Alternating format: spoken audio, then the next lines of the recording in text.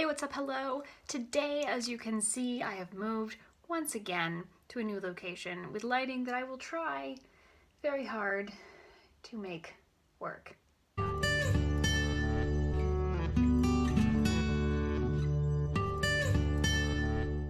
As you know, I am a Sarah Dessen fan.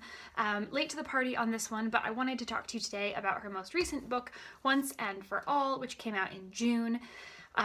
Like I said, I know that I am definitely late with this, but I just got around to reading it in September, and I like to read all of Sarah Dessen's work because the first book of hers, as you know, if you've watched us for a while, the first book of hers I read was The Truth About Forever. It is my favorite book. It's the one I hold all of her other books up to as a standard, whether or not that is a good thing.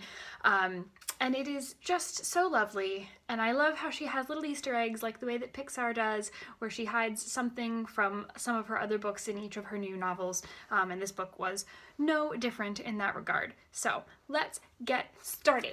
The main character, Luna, her mother is a very successful wedding planner, and her mother and her business partner, William, are the very, very successful, lucrative duo who plan almost every very large, extravagant, wonderful wedding in the town of Lakeview. And Luna helps them sometimes in the summer and not so much during the school year, but this particular summer is her second to last one before she goes off to college, and her mother is really trying to sort of get her away from being in the business because she doesn't want this kind of frenzied life for her daughter. She doesn't want her daughter to take up the family business, as it were. So she promises her that next year she can work at a grocery store like a normal teenager, and that she would only have her last summer of craziness.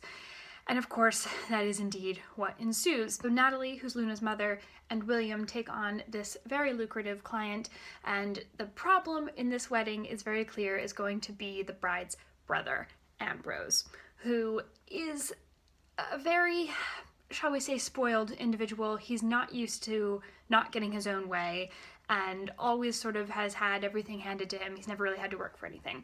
So lo and behold, somehow he winds up working with Natalie and William and Luna, and the chaos just ensues from that point on. And of course, as with all Sarah Dessen books, there is a romance that blossoms between the two. That's not a spoiler, it's right on the back.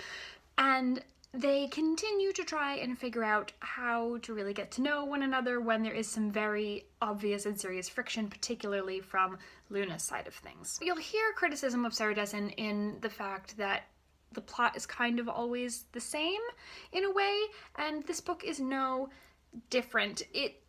It's good in the sense of the way that Sarah Dessen's writing pulls you along. It makes you feel like you're young and you're summery, and that's why ultimately I gave it 3 stars, is because it makes me feel the way I want to feel when I'm reading one of these books, for sure.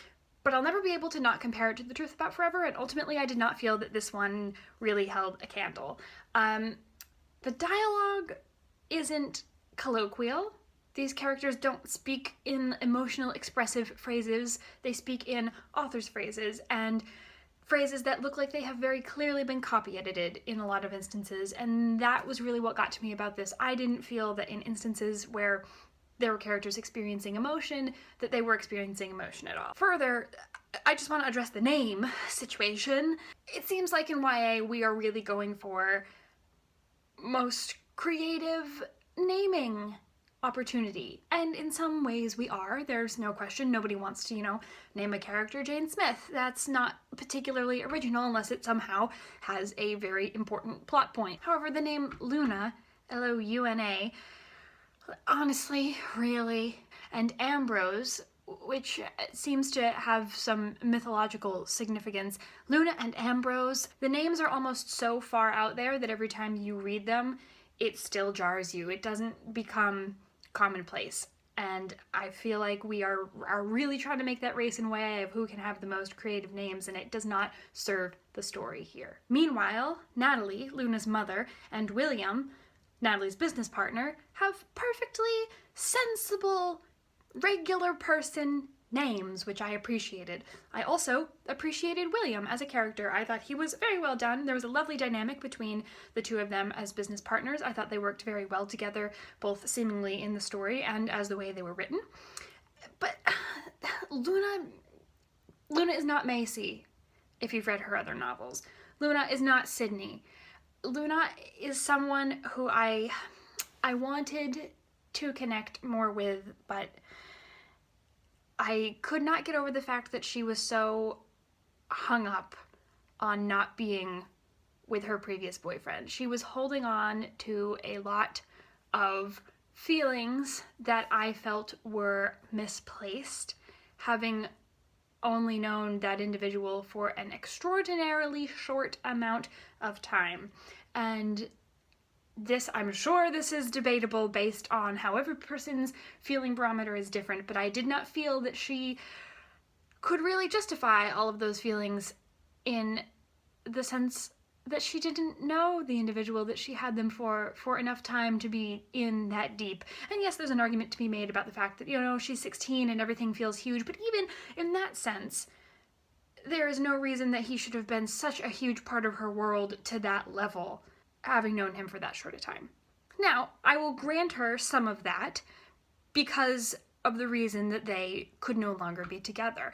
That makes sense that she would have that sort of emotional depth of feeling. But prior to that incident seems a little far-fetched to me. So that was my first issue with the story. That cryptic description will make a lot more sense if you read the book. But in the effort to not spoil, although I am very, very late in reviewing it, there you go. Further, I want to talk about the character Ben. Ben is a friend of Luna's from way back in her days in school, and he sort of seems to come into the story at an extremely convenient point. He seems like a convenient mistake to be made, and I just didn't like him used as a device as opposed to a person. I feel like he wasn't given the personhood of a character that he could have been, and ultimately I think that he is treated unfairly as a character, both by Luna and by the author, and I did not enjoy seeing him in the story. That being said, this does have a lot of very interesting, strange things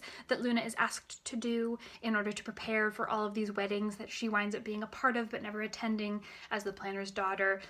Things like collecting a very curious assortment of people off of the side of the highway when their car breaks down and they need to be at the wedding, to tending to crazy brides and crazy bridesmaids and very drunk mothers of the bride, all of that crazy stuff that happens.